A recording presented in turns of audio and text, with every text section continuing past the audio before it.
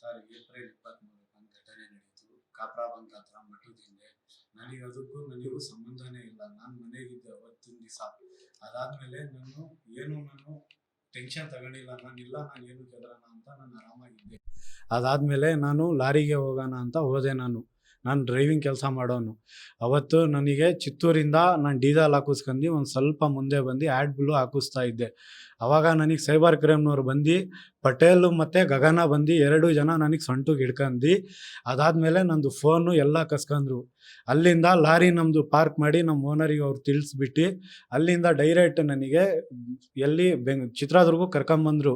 Chitradurga Sameera hotel ಪಕ್ಕ ನಿಲ್ಲಿಸಿ Muthuraj sir hand ಓವರಿಗೆ ಕೊಟ್ಟರು. ಅವರು ನನಗೆ ಅವ್ರ ಜೀಪಾಗಿ ಕುಂದಿರ್ಸ್ಕೊಂಡು ನೈಟೆಲ್ಲ ಯಾವುದೋ ಒಂದು ರೂಮಾಗಿ ಕರ್ಕೊಂಡೋಗಿ ದೊಡ್ಡಸಿದನಹಳ್ಳಿ ಹತ್ರ ಮಠದ ಹಿಂದೆ ಅಲ್ಲಿ ನೈಟೆಲ್ಲ ಕೂಡಾಕಿದ್ರು. ಅದಾದಮೇಲೆ ಬೆಳಗಿನ ಜಾವ 5:05 ಬಂದು ಮುತ್ತುರಾಜ್ ಸರ್ ನನಗೆ ನಿನ್ನ ಮೇಲೆ ಕೇಸ್ ಹಾಕಬೇಕು, 2 kg ಗಾಂಜಾ ಕೊಡಿಸು ಅಂತ ನನಗೆ ಕೇಳಿದರು. ಅದಕ್ಕೂ ನನಗೇನು ಸಂಬಂಧನೇ ಇಲ್ಲ, ನಾನು ಗಾಂಜಾ ಮಾರೋನಲ್ಲ ಅಂತ ನಾನು ಹೇಳಿದ್ರು. ನನಗೆ ಭಾರಿ ಟಾರ್ಚರ್ ಮಾಡಿದ್ರು. ನೀನು ಒಪ್ಕ ಅಂತ. ನಾನು ಒಪ್ಕೊಂಡಿಲ್ಲ. ಅದಾದಮೇಲೆ ನನಗೆ ಕಣ್ಣಿಗೆ ಟುವಾಲನ್ನು ಕಟ್ಟಿ ಡೈರೆಕ್ಟ್ ಕರ್ಕೊಂಡೋಗಿ ನನಗೆ ಎಲ್ಲಿ ಕರ್ಕೊಂಡೋಗು ಅದನ್ನು ನೋಡೋಕ್ಕಾಗಿಲ್ಲ. ಕಣ್ಣಿಗೆ ಟುವಾಲ್ ಕಟ್ಟಿದ್ರು. ಪವನ ಮತ್ತು ರಾಜು ಅಂತ ಇದ್ದಾರೆ. 2 ಜನ ನನ್ನ ಕೈ ಹಿಡ್ಕೊಂಡು ಮುತ್ತುರಾಜ್ ಸಾರು ನಂದು ರೈಟ್ ಸೈಡಿಗೆ ಆಪ್ರೇಷನ್ ಆಗಿತ್ತು ಸರ್, ನನ್ನ ರೈಟ್ ಕಾಲ್ ಅಂತ ನಾನು ಹೇಳಿದ್ದಕ್ಕೆ. ಅದಾದಮೇಲೆ ಲೆಫ್ಟ್ ಕಾಲಿಗೆ ಒಂದು ಗುಂಡು ಹೊಡೆದು, ಅದಾದಮೇಲೆ ಮೇಲೆ ಒಂದು ಗುಂಡು ಹೊಡೆದು ಮಠದ ಮುಂದೆ ಬಿಗ್ ಬಾಸ್ ಹೋಟ್ಲ್ ಹತ್ರ ನನ್ನ ಕಣ್ಣಿಗೆ ಟುವಾಲ್ ಬಿಚ್ಚಿದ ಮೇಲೆ ನನಗೆ ಗೊತ್ತಾಗಿದ್ದು ನನಗೆ ಫೈರಿಂಗ್ ಆಗಿ ನನ್ನ ಮೂಳೆ ಮುರಿದೋಗಿದೆ ಅಂತ. ಅದಾದಮೇಲೆ ಕರ್ಕೊಂಬಂದು ಆಸ್ಪತ್ರೆಗೆ ಅಡ್ಮಿಟ್ ಮಾಡಿದ್ರು. ನಮ್ಮ ಮನೆಯವರಿಗೂ ಗೊತ್ತಿರಲಿಲ್ಲ, ಏನೂ ಇರಲಿಲ್ಲ. ನಾನು ಮೆಡಿಸಿನ್ ಏನೂ ತಿನ್ನಲ್ಲ ಅಂದಿದ್ದಕ್ಕೆ ನಮ್ಮ ಮನೆಯವರಿಗೆ 11 ಗಂಟೆ ಟೈಮಿಗೆ ತಿಳಿಸಿ ನಮ್ಮ ಮನೆಯವ್ರಿಗೆ ಕರೆದ್ಮೇಲೆ ಎಲ್ಲರಿಗೂ ಈ ವಿಚಾರ ಗೊತ್ತಾಗಿದ್ದು. ಆಪ್ರೇಷನ್ ಆಗಿ 9 ತಿಂಗಳು ಆಯಿತು. ಇವಾಗ ರಾಡ್ ತಗ್ಸೋಣ ಅಂತ ಹೇಳಿದ್ದಕ್ಕೆ ಮುತ್ತುರಾಜ್ ಸರ್ ಬರ್ತೀನಂತ ಹೇಳಿದರು. ಟ್ರೀಟ್ಮೆಂಟಿದ್ದು 10 ಲಕ್ಷ ಅಲ್ಲ 15 ಲಕ್ಷ ಆಗಲಿ ನಾನು ನೋಡ್ಕೊತೀನಿ ಅಂತ ಹೇಳಿದರು.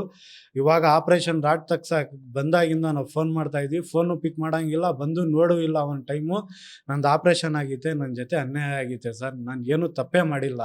ತಪ್ಪು ಮಾಡಿದರೆ ನನಗೆ ಶಿಕ್ಷೆ ಕೊಡಲಿ, ಅದೇನೈತೆ ಕಾನೂನು ಕ್ರಮ ತಗೊಳ್ಳಿ ಸರ್. ಈಗ ನೀವು ಗಾಂಜಾವನ್ನ ಸಪ್ಲೈ ಮಾಡಿಲ್ಲ? ಇಲ್ಲ ಸರ್, ಮಾಡಿಲ್ಲ. ಯಾವ ಆಧಾರದ ಮೇಲೆ ನಿಮ್ಮನ್ನ ವಶಕ್ಕೆ ತಗೊಂಡ್ರು, ವಿಚಾರಣೆ ಮಾಡಿದ್ರು? ನನಗೆ ಅದು ಸಮೇತನೂ ಗೊತ್ತಿಲ್ಲ ಸರ್, ನನಗೆ ಏನು ಅಂತ. ಈಗ ಏನು ಹೇಳಿದ್ರಿ ಗುಂಡು ಹೊಡೆದಂತ ಟೈಮ್ನಲ್ಲಿ ಏನು ಹೇಳಿದ್ರು ಮುತ್ತುರಾಜ್ ಸರ್? ಅವಾಗ ಮಾತ್ರ ಏನು ಹೇಳಿಲ್ಲ. ಅದಾದ್ಮೇಲೆ ನಮ್ಮ ತಾಯಿಯವ್ರು ಬಂದು ಕೇಳಿದ್ಮೇಲೆ ನಿನ್ನ ಮಗ ಎಲ್ಲರಿಗೂ ಹಿಂಗೆ ಕೊಡ್ತಿದ್ದ ಹಂಗೆ ಕೊಡ್ತಿದ್ದ ಅಂತ ನಮ್ಮ ತಾಯಿಯವ್ರಿಗೆ ಹೇಳಿದ್ದಾರೆ. ಅವ್ರ ಹತ್ರ ಒಂದು ಪ್ರೂಫ್ ಸಮೇತ ಇಲ್ಲ ಸರ್. ಈಗ ಏನಾಗಬೇಕು ಅಂತ ಆಗ್ರಹಿಸ್ತೀರಿ? ನನಗೆ ನ್ಯಾಯ ಸಿಗಬೇಕು ಸರ್.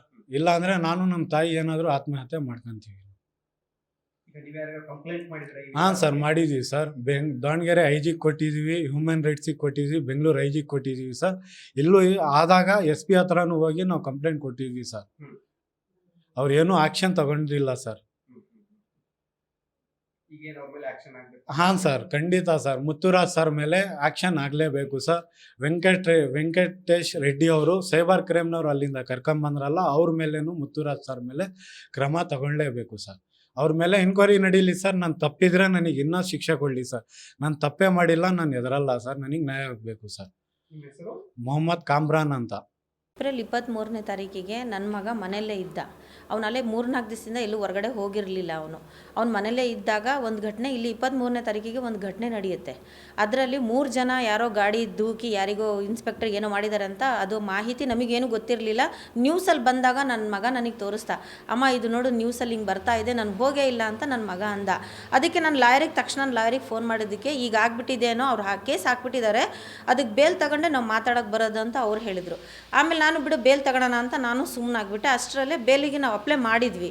ಅದರಲ್ಲಿ ಏಪ್ರಿಲ್ 7ನೇ ತಾರೀಕಿಗೆ ನನ್ನ ಮಗ ಚಿತ್ತೂರಿಗೆ ಕೇರಳಕ್ಕೆ ಹೋಗಬೇಕು ಅಂತೇಳ್ಬಿಟ್ಟು ಲಾರಿ ತಗೊಂಡು ಹೋದ. ಲಾರಿ ತಗೊಂಡೋಗಿ 8ನೇ ತಾರೀಕಿಂದ ಅವ್ನ ಮೊಬೈಲ್ ಸ್ವಿಚ್ ಆಫ್ ಆಗಿಬಿಡ್ತು. ನಾವು ಏನೋ ಲಾರಿಗೆ ಹೋಗಿದ್ದಾನಲ್ಲ ಸ್ವಿಚ್ ಆಫ್ ಆಗಿದೆ ಅಂತ ನಾವು ಅಂದ್ಕೊಂಡ್ವಿ. ನಮಗೇನು ವಿಚಾರನೂ ಗೊತ್ತಾಗಿಲ್ಲ, ಏನೂ ಇಲ್ಲ. ಬೆಳಿಗ್ಗೆ 11:30ಗೆ ಮುತ್ತುರಾಜ್ ಸರ್ ಫೋನ್ ಮಾಡ್ತಾರೆ, ನಿನ್ನ ಮಗ ಇಲ್ಲಿ ಸೀಬಾರ್ ಹತ್ರ ಓಡೋಗ್ತಾ ಇದ್ದ, ನಾವು ಕಾಲಿಗೆ ಗುಂಡು ಹೊಡೆದಿದ್ದೀವಿ ಅಂತ ಹೇಳಿದ್ರು ಅವರು. ಆವಾಗ ನನಗೇನು ಒಂದು ಅರ್ಥ ಆಗಿಲ್ಲ. ಅಲ್ಲಿಂದ ತುಮಕೂರಲ್ಲಿದ್ದೆ, ನಾನು ಏನೋ ಫಂಕ್ಷನಿಗೆ ಬಂದಿದ್ದೆ ನಮ್ಮ ಅಕ್ಕನ ಮನೆಗೆ. ಅಲ್ಲಿಂದ ನಾನು ಸೀದಾ ಹಾಸ್ಪಿಟ್ಲ್ ಹತ್ರ ಬಂದೆ. ನಾನು ಹಾಸ್ಪಿಟ್ಲ್ ಹತ್ರ ಬಂದು ನೋಡಿದಾಗ ಗೊತ್ತಾಯಿತು ನನ್ನ ಮಗನ ಕಾಲಿಗೆ ಗುಂಡು ಹೊಡೆದಿದ್ದಾರೆ. ಯಾಕೆ ಏನು ಅಂತ ನನ್ನ ಮಗಂಗೆ ಕೇಳಿದರೆ ನನ್ನ ಮಗ ಅಂದ, ಚಿತ್ತೂರಿಂದ ಕರ್ಕೊಂಬಂದು ನನಗೆ ಇಷ್ಟೆಲ್ಲ ಮಾಡಿದಾರಮ್ಮ ಅಂತ. ಅವ್ನು ಹೇಳಿದ್ಮೇಲೆ ನನಗೆ ಗೊತ್ತಾಗಿದ್ದು. ನಾನು ಕೇಳಿದಾಗ ಮುದ್ದುರಾಜ್ ಸಾರು 5 ಅಲ್ಲ 10 ಲಕ್ಷ ರೂಪಾಯಿ ಆಗಲಿ ನಾನು ಖರ್ಚು ಮಾಡಿ ನಾನು ಇದು ಮಾಡಿಸ್ತೀನಿ ಅಂತ ಹೇಳ್ಬಿಟ್ಟು ಬಂದು ಹಾಸ್ಪಿಟ್ಲ್ ಇರೋ ತನಕನೂ ಅವ್ನು ಬಂದು ಹಾಸ್ಪಿಟ್ಲಲ್ಲಿ ನೋಡ್ಕೊಂಡ್ರು. ಅದಾದಮೇಲೂ ಕಾಲಿಗೆ ತುಂಬ ಕ್ಯೂ ಆಗಿಬಿಟ್ಟಿತ್ತು, ಅದು ಗುಂಡು ಹೊಡೆದಿರೋದು. ಅದನ್ನು ಬಂದು ಎಲ್ಲ ಟ್ರೀಟ್ಮೆಂಟ್ ಮಾಡಿಸಿದ್ರು. ಅದಾದಮೇಲೆ ಅವ್ರು ಬಂದು ಇಲ್ಲ, ಬಂದು ನೋಡೂ ಇಲ್ಲ. DYSP ಸಾಹೇಬ್ರ ಹತ್ರ ಹೋಗಿ ನಾನು ಕೇಳಿದರೆ ನಾನೇನು ಗುಂಡು ಹೊಡೆದಿಲ್ಲ, ಯಾವನು ಗುಂಡು ಹೊಡೆದಿದ್ದಾನೋ ಅವ್ರ ಮನೆ ಹತ್ರ ಹೋಗಿ ಕೇಳೋಗು, ಅವನಿಗೆ ಕೇಳೋಗು ಅಂತ ಅವರು ಹಂಗೆ ಮಾತಾಡಿದರು.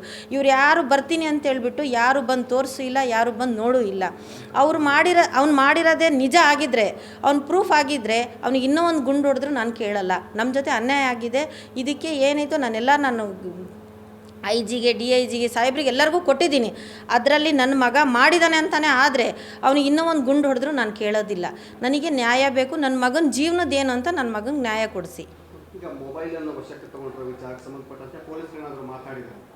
ಇಲ್ಲ ಸರ್, ನಾನು ಹೋಗಿ ಕೇಳಿದೆ ಸರ್, ನನ್ನ ಮಗನ ಮೊಬೈಲ್ ಏನಾಯಿತು ಅಂತ DYSP ಸಾಹೇಬ್ರ ಹತ್ರ ಕೇಳಿದ್ರೆ ನಾನು ವಿಚಾರಿಸ್ತೀನಿ ಅಂತ ಹೇಳ್ಬಿಟ್ಟು ಆಮೇಲೆ ವಿಚಾರಿಸಿ ಕೇಳಿದಾಗ ನಮ್ಮ ಹತ್ರ ಇಲ್ಲ, ಸೈಬರ್ನವ್ರ ಹತ್ರ ಇದೆ ಅಂತ ಹೇಳ್ತಾ ಇದ್ದಾರೆ. ಸೈಬರ್ನವ್ರ ಹತ್ರ ಹೋದರೆ ನಮಗೆ ಗೊತ್ತಿಲ್ಲ, ನಾವು ಹೋಗೇ ಇಲ್ಲ ಅಂತ ಅವ್ರು ಹೇಳ್ತಾ ಇದ್ದಾರೆ. ಮೊಬೈಲ್ ಇಲ್ಲ, ಅವ್ನ ಲೈಸೆನ್ಸು ಎಲ್ಲ, ಅವನ ಹತ್ರ ದುಡ್ಡು ಇದ್ದಿದ್ದೆಲ್ಲ ಇಸ್ಕೊಂಡಿದ್ದಾರೆ. ಅವ್ರು ಭಾಳ ಟಾರ್ಚರ್ ಕೊಟ್ಟು ಕರ್ಕೊಂಬಂದಿದ್ದಾರೆ ಸರ್ ಅವನಿಗೆ. ಈಗ ಏನಾಗಬೇಕು ಅಂತ ಆಗ್ರಹಿಸ್ತೀವಿ? ನನ್ನ ಮಗಂಗೆ ನ್ಯಾಯ ಬೇಕು. ಏನು ದೂರಿಗೆ ಕೊಟ್ಟಿದ್ದೀರಾ ಕಂಪ್ಲೇಂಟ್? ಹೌದು ಸರ್, ಕೊಟ್ಟಿದ್ದೀನಿ. ಬೆಂಗಳೂರಲ್ಲಿ ಕೊಟ್ಟಿದ್ದೀನಿ, DIG ಸಾಹೇಬ್ರಿಗೆ ಕೊಟ್ಟಿದ್ದೀನಿ, IG ಸಾಹೇಬ್ರಿಗೆ ಕೊಟ್ಟಿದ್ದೀನಿ, ಆಮೇಲೆ ಮಾನವ ಹಕ್ಕಿಗೆ ಅಲ್ಲೂ ಕೊಟ್ಟಿದ್ದೀನಿ. ನನಗೆ ನ್ಯಾಯ ಬೇಕು. ಅಕಸ್ಮಾತ್ ಅವ್ನು ಮಾಡಿದರೆ ನಾವು ಇಷ್ಟೆಲ್ಲ ಮಾತಾಡೋಕ್ಕೆ ಬರ್ತಾ ಇರಲಿಲ್ಲ. ನಾವು ಯಾರಿಗೂ ಇನ್ಸ್ಪೆಕ್ಟರ್ಗಳಿಗೆಲ್ಲ ನಾನು ಮಾತಾಡೋಕ್ಕೆ ಬರ್ತಾ ಇಲ್ಲ. ಅವ್ನು ಮಾಡಿಲ್ಲ ಅಂದಿದ್ದಕ್ಕೆ ನಾನು ಕೇಳ್ತಾ ಇರೋದು. ಅವನಿಗೆ ನ್ಯಾಯ ಬೇಕಷ್ಟೇ, ನನ್ನ ಮಗನಿಗೆ ನ್ಯಾಯ ಬೇಕು. 9 ತಿಂಗಳಿಂದ ನಾವು ನರಳ್ತಾ ಇದ್ದೀವಿ ಸರ್. 9 ತಿಂಗಳಿಂದ ಆಪ್ರೇಷನ್ ಮಾಡಿಸಿ ನಾವು ಎಲ್ಲೆಲ್ಲಿ ಹೇಳ್ತಾರೋ ಡಾಕ್ಟ್ರುಗಳು ಅಲ್ಲಲ್ಲೇ ಹೋಗ್ತಾ ಇದ್ದೀವಿ. ನಾನು ತೋರಿಸ್ತಾ ಇದ್ದೀನಿ, ನನ್ನ ಮಗನಿಗೆ ತಗೊಂಡು, ಅಷ್ಟು ದೊಡ್ಡ ಮಗನಿಗೆ ತಗೊಂಡು ನಾನು ಅಡ್ಡಾಡ್ತಾ ಇದ್ದೀನಿ. ನನಗೆ ಯಾರೂ ಸಾಥ್ ಕೊಟ್ಟಿಲ್ಲ, ಯಾರೂ ಇದು ಕೊಟ್ಟಿಲ್ಲ ಸರ್. ಅವರೆಲ್ಲ ಬಂದು ಹೇಳಿದ್ರು, ನಾವಿದ್ದೀವಿ, ನೋಡ್ಕೊಳ್ತೀವಿ, ನಿನ್ನ ಮಗಂದು ಏನೈತೆ ಎಲ್ಲ ನೋಡ್ಕೊಳ್ತೀವಿ ಅಂತ ಮುದ್ದುರಾಜ್ ಸರ್ ಹೇಳಿ ಈಗ ಆಪ್ರೇಷನ್ ಆದಮೇಲೂ ಒಂದು ಸತಿನೂ ಬಂದು ನೋಡಿಲ್ಲ ಅವರು. ನನಗೆ ಅನ್ಯಾಯ ಆಗಿದೆ, ನನ್ನ ಮಗನ ಜೊತೆ ಅನ್ಯಾಯ ಆಗಿದೆ ಸರ್. ನನಗೆ ನನ್ನ ಮಗನಿಗೆ ನ್ಯಾಯ ಬೇಕು. ತಮ್ಮ ಹೆಸರಮ್ಮ? ನೀಲು ಫರ್ನಾಜ್.